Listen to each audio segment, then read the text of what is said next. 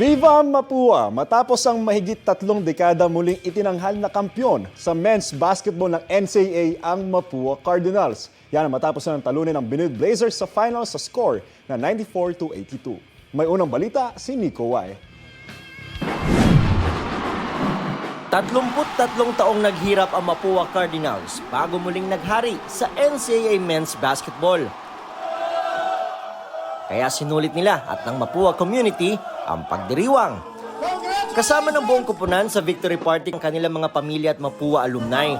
Hinanamnan nila ang tagumpay mula sa pagiging runner-up sa season 99. Last year, napakasakit para sa amin yon. Hindi ganun kadali. Tuwan-tuwa ako dahil nga yung sakripisyo ng lahat ng bawat isa.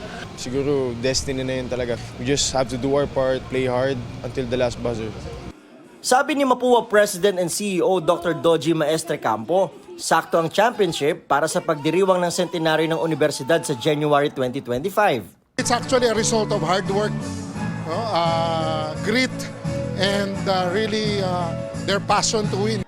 Kasalo rin sa tagumpay ang ilang player ng Mapua noong 1991 o season 67, ang kanilang huling championship. Pinaka-sweet ngayon, bakit?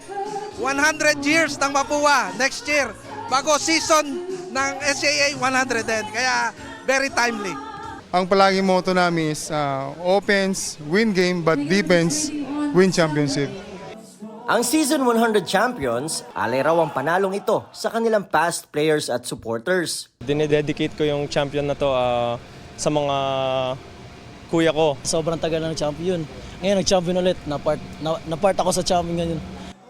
Ito ang unang balita, Nico Wahe para sa GMA Integrated News. Kapuso, huwag magpapahuli sa latest news and updates. Mag-iuna ka sa balita at mag-subscribe sa YouTube channel ng GMA Integrated News.